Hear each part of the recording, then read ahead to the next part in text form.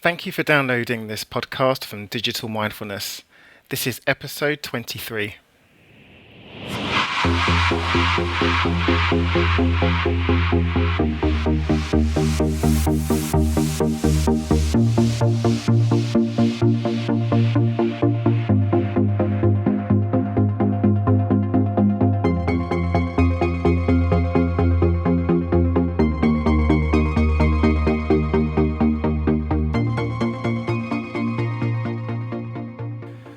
Welcome to Digital Mindfulness, where we share insights, wisdom, and tools that you can use to enhance the quality of your digital and digitized lives. I'm Lawrence Ampofo, and my guest today is the tech ethicist David Ryan Polgar. David is a former attorney and educator, but now he explores our ethical, legal, and emotional digital lives. He's very concerned about the impact that emerging technology is having on us at a societal and individual level. And you can find him on television shows, influential publications, talking about different things like tech etiquette, digital diets, digital citizenship, selfie culture, and much more. This is a fascinating talk about technology, its impact on us, and how we can live better, digitized lives. I hope you enjoyed this episode with David Ryan Polgar. Great. So, David, welcome to Digital Mindfulness. Thank you so much for coming, and it's an absolute pleasure to have you on the show. Oh, I love being here, and I love what you're doing, and I'm glad to kind of join this community. I think we're going to have a great conversation today. Great. So David, you have a very, very interesting history. Taking a look at all of your, all of your websites and your digital output. So I'm wondering if you can share with the audience what's the story of your coming to be a tech ethicist and generally being interested in improving the way that people use technology. Well, it really kind of stemmed from my own personal experiences. I have a background as a college professor and an attorney. And what I started doing is noticing that everything I was writing and talking about a few years ago, it all dealt with our evolving relationship with technology. How it was affecting us from an ethical, legal, and emotional perspective.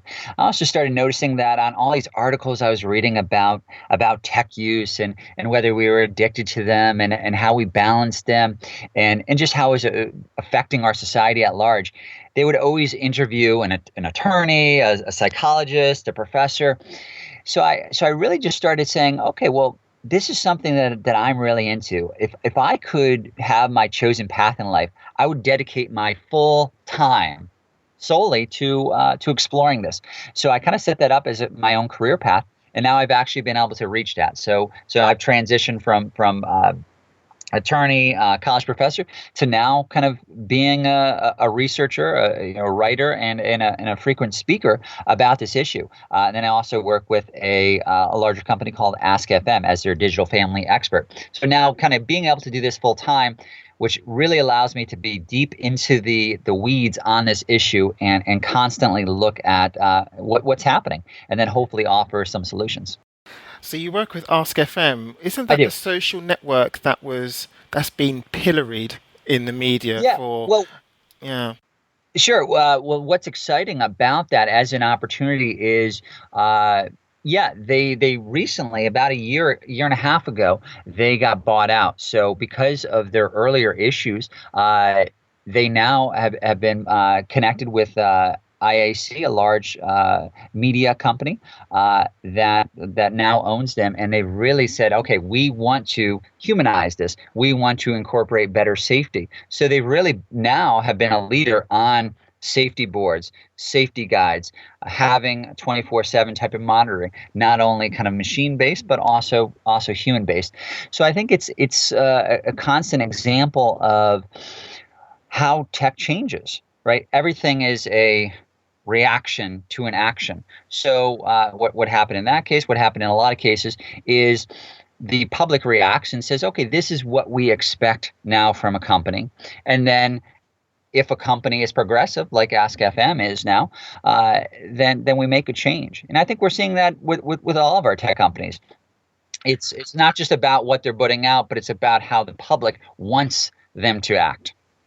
That's really interesting because you're right. And I think Ask FM is a really fantastic example because in the past they had such problems with trolling and just a lots of kind of, I guess their core demographic would be teenagers, and Correct. teenagers had a lot of problems with, I guess, moderation and kind of like stripping away of just intemperate content. But I think, like you say, across the board, social networks in general, there's a much greater move towards making the online experience safer and Oh, it, getting it rid of certainly is. trolling. Because if you take another example, kind of similar to Ask FM, if you take something like Snapchat over the last few years, they've been able to take a company that was largely associated with inappropriate sexting and now been able to build into kind of this multi-billion dollar respected company.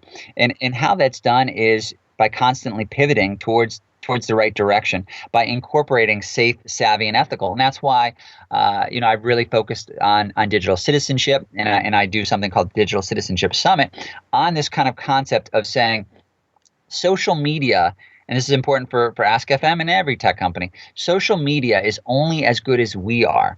Right? There's a certain level of empowerment that needs to happen. So with what I'm doing at Ask FM, with what other tech companies are doing, you really want to incorporate education on the digital citizenship front, engagement between a parent and a teen, and empowerment of that teen. Right? Again, if social media is only as good as we are, a teen needs to feel empowered to make those right decisions, to point out when there's another troll, to have those self-reporting types of mechanisms, to insert empathy into the online experience. Now, I mean, this is amazing. How then do you do that with self-reporting? I understand that you kind of put a button on there, and that goes to a moderator if a piece of content is not very nice or inappropriate. But how do you insert empathy into the online experience, particularly with social networks? Sure. Well, with empathy, that's going to be a longer term operation. That's going to have to really go towards uh, education with digital citizenship. So digital citizenship has a lot of different definitions online. I generally define it as the safe, savvy, ethical use of technology. So there's a big push right now for educators to incorporate that in their curriculum. So with that education, it's about teaching kids and teens to care about what they post online, to care about the person on the other side, right? Because that's what I think a little tricky is, how do we operate online when now we're dealing with oftentimes a faceless and frictionless society? That person, let's say if I'm on Twitter, that person I'm talking to, I'm communicating with, is a real live human person who has emotions, who can be temperamental, who has feelings that can be hurt by what I say. But it's easy to forget that because they don't look real to me, right? I can't touch them. I can't see their eyes. As humans, we're trained to look at people's faces. So the important part with empathy is I need to realize that it's a person at the end of that account as opposed to a persona. And oftentimes we treat online people as avatars, as personas, as opposed to the real live person that they are. So I think the more that we can incorporate a better understanding and to be mindful, right? This is digital mindfulness, to be mindful of how we interact with people, because it's easy to go online and just turn off our brain, so to speak, be on autopilot and just say snarky things all the time. But instead, if we could incorporate it as if it's just the global community at large. It's no different than me going down to a coffee house and talking to a person. Well, you know what? I wouldn't say something ridiculous to that barista who's serving me coffee because I'm looking at them. Likewise, how do I take that idea and incorporate it in the online experience? This is really interesting here, I think, because you're absolutely right, and this division between being understanding that we have people online and not Mm-hmm. personas is absolutely fascinating. However, I think in one of our interviews, particularly with Alex Grotowski that just happened, she talks about the importance of privacy and anonymity online, and that sometimes having personas is actually important. And I'm interested to know what's your position on this. Do you think that privacy and again having avatars or personas is important? I do think it is, and obviously that's where anonymity is a hot topic. But anonymity comes with responsibility, and that's the key part that we're forgetting a lot of times. Is that there is a huge value in being able to explore when it's not attached to your actual name, because especially if you're a teenager nowadays, right? When you were a teenager, when I was a teenager, we got to do things that weren't on a Google search now, right? We got to do things that were forgettable. But here I am. I'm in the United States. We don't have the right to be forgotten in the United States. So if a 16-year-old does something that's a mistake that they regret, if they post a picture that they want taken down, now it can really impact their entire reputation. So I think you've seen a kind of a counterweight to that, where kind of the rise of something like Snapchat. You have teenagers saying, I want to be able to say something that's not permanent in nature. And the same thing you're talking about with anonymous posting. There needs to be a little bit of an outlet where we don't constantly feel under surveillance. Right, it's a little bit of pressure to feel like we're brand managers. I honestly, I don't think everybody in the world should feel like they're a major brand that constantly needs to be curated and constantly needs to have a PR machine behind them. There's a lot of pressure for that. I think that's why just a few days ago there was a big story where an 18-year-old on Instagram, who was an Instagram star, she quit social media, and what she said is it burnt her out because she was so tired of having to project this false persona. So it's kind of a sad sight when an 18-year-old gets burned out in life, right? So, I think the larger picture is we need to reframe our relationship with social media to reach a healthy balance. But I think anonymity does offer less surveillance. It offers us to explore in a lot of ways that we wouldn't, especially if you're a teenager and you want to talk about topics that are uncomfortable. What if you're exploring something that you wouldn't want kind of traced online? A lot of questions that might go on internally that you want to figure out. Whereas before in life, you would ask somebody, you would read a book, and nothing would be kind of traced back to you. But because everything is so traceable nowadays, there needs to be a little bit of outlet to kind of allow for that exploration. But again, the big caveat with that is that anonymity, again, comes with responsibility, and we can't take that lightly. We all need to be digital citizens, and with citizenship, as different from just being born into the world, a citizen is cognizant of the people around them because they realize that they are a spoke in the wheel of society, and that society benefits by their own personal behavior. So likewise, being anonymous online, that comes with that responsibility of saying, okay, well, if your behavior is negative, that negativity is going to be able to spread out. And obviously, a lot of studies have kind of shown that too, is that both negativity and positivity online tend to spread throughout the community. If we see negative, and they saw that with that recent Facebook study, when you see negative posts, you tend to be in a more negative framework of mind. So likewise, when you can kind of have that anonymity, you want to take that responsibility and say, okay, well, even though I have that, I'm not going to generally say things to somebody that are completely mean-spirited or defamatory. That's really interesting, that idea that your behavior actually does impact the wider community when you go and you interact Oh, with it in whatever way. certainly does. But this also speaks to what you were saying about, and you've mentioned it a few times, this whole idea of citizenship or digital Mhm. citizenship. And I know that you have an event on this, but could you just explain a little bit more about both the concept and the event? Yeah. Well, what we've done is we said, all right, a lot of people are talking about various issues. We're talking about tech balance, digital health, copyright, uh, online safety, online reputation. And what digital citizenship is an umbrella term that encompasses all of that.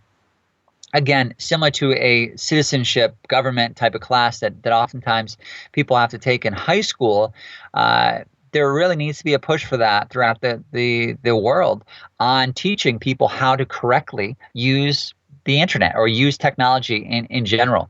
We do training on everything else in life, right? Nobody just gives you a driver's license. You have to take courses. You have to get a license to show that you know how to be a safe person on the road. Likewise, digital citizenship is a movement towards that, kind of having a driver's license, if you will, for the global community. Is that we shouldn't just give somebody a smartphone, have them sign on, and constantly communicate without knowing how to properly communicate. With being involved with people throughout the globe without knowing what is appropriate, what's inappropriate, how do they maintain a certain level of privacy, how do they verify the people they're talking to maintain a certain level of safety, prevent catfishing, be careful of certain other aspects that sometimes people get in trouble with. But then also the positives, you want to incorporate a certain level of online savviness. The internet, at its very nature, offers so many positive potentials if we can really distill what the internet is allowing. Really, digital mindfulness, your podcast, is a great example of its potential, because now, instead of it being based in a sole location where your audience is limited based on geography, now you can have people in Brazil, in the United States, in South Africa listening in. I mean, that's amazing potential. And likewise, you've got 100 other examples of that we can capture if done correctly. And that's what we're trying to do with digital citizenship. We're not taking a negative approach to it. We're doing quite the opposite. We're taking a positive approach to it and saying we want people to be safe, savvy, and ethical. And what we're doing, especially with the Digital Citizenship Summit that I recently put on October 3rd here in the United States, and then we're trying to put on globally, and we're going to have it yearly here in the United States, and then globally, every year in various locations throughout the world, is this concept of saying everybody is talking about tech use, but oftentimes we're speaking different languages. Oftentimes we're not bringing together those stakeholders. We have industry saying one thing and parents saying another, and we have educators saying yet another. What if we brought industry, parents, educators, administrators, students together at the same proverbial table and had them communicate in a way to say, okay, what do we want to do?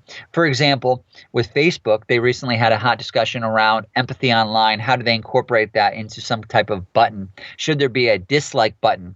What if somebody posts something like their dog just died? Are you supposed to like that? Well, you don't like that their dog died, but you're trying to show that you care about that person and that you feel a sense of shared sorrow, right? But there wasn't a good symbol for that. Well, that's a great discussion for something like a Digital Citizenship Summit that would bring together those groups and say, okay, given my frame of reference, what would be an ideal button? I think it's shown us the power of social media is that we cared so much about every little thing that Facebook does, right? That shows you the power of something like Facebook, that we want to be involved in that discussion. We don't want it like, hey, they're a clothing company that's coming out with their clothing. Quite the opposite. Facebook is the modern public square where everything that goes on there, we have a invested interest in. This I like this because it sounds like what you're talking about here is, or a large part of what you're talking about is that we have to be literate. We're going to have to be digitally literate, and you're right. Being online, this is not something that we're really trained in. We're trained, I guess, technically, how to get online, how to get a Wi-Fi connection, but in terms of how to orient ourselves, how we should act. Understanding maybe the effects that other people's words might have on us, and maybe this is not something that we're trained in. So I'm wondering, what do you think? How can people be more digitally literate, do you think? Well, I think a lot of that is going to be from a parent standpoint. I see this all the time that parents, when they're dealing with their kids or teens, they oftentimes feel insecure because they see what their child is doing and they say, wait a minute, they're tech savvier than I am. How can I possibly parent them in any fashion? How can I teach them something? But what we're forgetting is that while there's a new app coming out every minute, apps and technology change, but what doesn't change is the social and behavioral skills. What we're talking about with digital literacy, what we're talking about with digital citizenship, even though the technology has changed, is still relatively the same of how we've always taught people to be in society. We're still incorporating this basic level of citizenship with being kind online, with respecting things like copyright, with having empathy. The technology has changed, but again, the style is very similar. So what we need to do is we need to kind of have that confidence level to say, this is something for everybody. Don't feel insecure about the fact that the technology is always changing. And I say that because that's the constant comment I always hear is, how can I possibly keep up? Here I'm learning about Snapchat, but then now you're telling me about this new hot app that everybody's using. Well, again, this is where, from a parent-child standpoint, you want to have that fluid conversation. And that's why I use those 3 E's of education, empowerment, and engagement. A lot of people forget that, is that kids and teens want to talk to their parents generally and educators about their tech use. And frankly, you can kind of flip it around where that child or teen is teaching that adult the technology, teaching them what Snapchat is. It actually happened yesterday. I was at an event, a college campus, and the professor, she didn't know anything about Snapchat. So then the college student was actually saying, here, let me show you, right? That's what we're forgetting, is that teens, students, kids, technology is such an integral part of their life, social media especially, that they actually can feel empowered and engaged if we speak to them at a level that respects their standpoint and respects their opinion. So I think that's the kind of larger issue. In addition, with digital literacy and digital citizenship, we really need to push the legislative branches to incorporate that into our curriculum for teaching. It's a tricky value because it's not just the parents teaching it to their kids. It's also educators, right? The educators are kind of the backbone of our society, and they spend a lot of time with kids and teens, and they can serve as a valuable resource to really kind of inject that. You're also seeing librarians and media specialists take a very active role in digital citizenship and digital literacy to incorporate that into their training.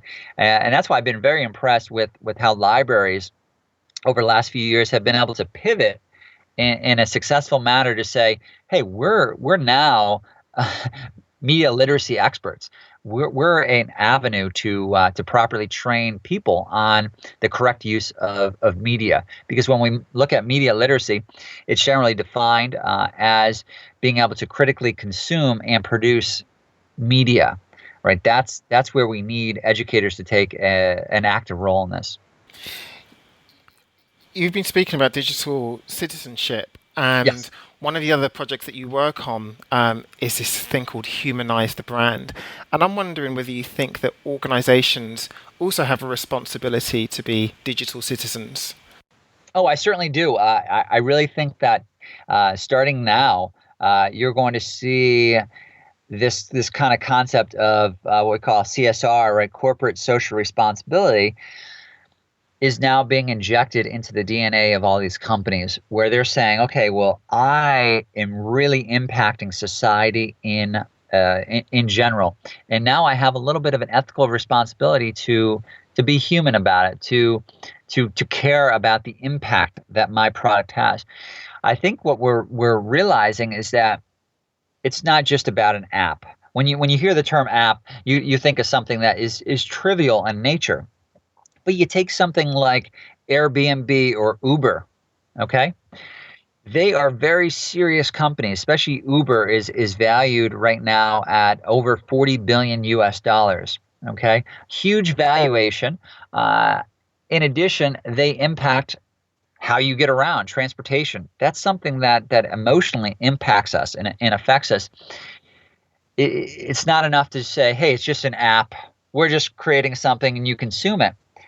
They now have a certain level of responsibility to care about how it's being utilized. So, for example, I know with Uber, a hot topic is how you can rate the driver, but the driver also rates you. This is something where if you're Uber, you want to incorporate the feedback of whether that's a good policy, how we can tweak that policy, what's the potential downsides of that. Does that manipulate how we then interact with the driver? If all of a sudden I feel like my low rating as a passenger can impact whether I get picked up or not, does that mean that I'm going to pretend like I like the driver when I don't? Right? There's a lot of strange issues that come about from this. So I really see a big push towards companies that are saying, you know what, we care about this, or we need to care about this. So that's why I have humanizingyourbrand.com that I've worked with a bunch of Fortune 500 companies on that, and also I'm doing another project called Humanizing the Future that's focused on this idea, where I'm just talking to a bunch of different people from diverse backgrounds about what it means to be human in the 21st century, and more important, how would you humanize the future? And I know we spoke about this in the pre-interview, but this whole idea of changing our metrics, and this is something that Mm. Tristan Harris from Google in our previous interview, this is what we spoke about, but this whole idea of um, changing how we view success in the online world, right? That maybe we shouldn't be looking at just the number of likes and the number of check-ins or the amount of traffic. That maybe we should be looking at something else that kind of emphasizes how we as humans, I don't know, how well we live our lives in this digitized world. Well, yeah, because to that point, what metrics has done is it's created a path of kind of least resistance. It's kind of like it's the age old question. We're always fighting to be happy in life, right? When we say, what's the secret to happiness? And oftentimes, certain people they kind of get misled and they say, okay, well then it's solely about money, and they're going after that, and then they end up being miserable, right? And then we have a movie about it. Just this concept that we're focused on the wrong thing. Well, isn't that analogous to our focus right now on metrics? Because what's happened is we've become accustomed to saying, okay, well now I'm being judged all the time, right? Now I'm being assessed. So can I game that system? And is that going to lead to me being popular, to me being happy, right? So if I'm looking at how many followers I have, should I just try to up that? Well, of course, that's going to be a problem. If you spend your sole day on gaining followers, what's the quality of your life? So I think right now there's been a huge push on the quantification of life, right? And we even call it the quantified self movement. But what about the qualitative life? I think that's where I personally would like to see a big push towards. We want to focus on the actual quality of that. But I think it's a little bit of a struggle because we have psychology working against us, right? We have the metrics that oftentimes can be a motivating factor for us to act in certain ways that are against our wishes. So when I post something online, what if what I really value as a human, what if nobody cares about that? Right? What if that doesn't generate a lot of likes? Well, then the next one is something that's just snarky that I don't really care about and it gets a lot of likes. Well, I have a big decision to make. If I'm chasing the likes, then I'm going to change how I interact with the larger social media kind of world, and I'm going to just start posting things to get the likes because that validates my own, intellectual ability, my humor, in other aspects, or attractiveness if people are posting photos. So, do we post a more authentic idea of who we are, or do we post something that is for a larger brand? Have we become kind of, I guess, our own brands? So personally, I like to see kind of a movement towards an authentic online experience. I think it'd be great if there was a day where everybody said, on social media today, I'm just going to post what I really, what I really feel like. And like imagine that. Right? And at certain times, people do that on Instagram. I know sometimes you have people who say, "Okay, here's what I look like for women without makeup." But it'd be great if everybody said, let's call it, we have a day on social media. Today, I'm just going to post what I really care about. So if I care about gardening, I'm going to talk about gardening. you know. But we'll see. It's uh, this whole topic is so fascinating because this leads to what we were talking about, and again in the pre-interview, that this is like an existential problem. Oh, it is. Who are we?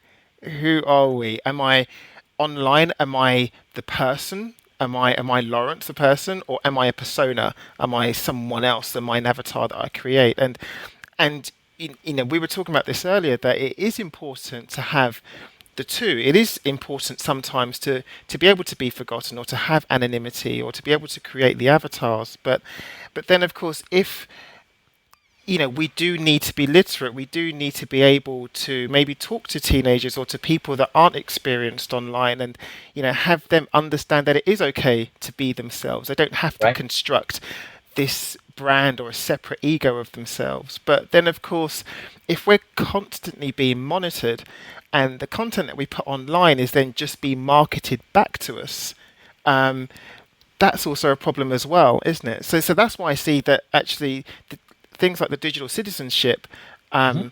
Summit are so important, not just for individual people, but also for businesses and organizations. Like, actually, is it ethical to sell our likes and everything? Is it, should we be doing that, selling that back to us, especially when so many people are looking for meaning and identity online? Well, I think that's why, to that point, there was a popular article recently, an op-ed piece in the New York Times, where the author was stating, "Hey, I would pay for Facebook.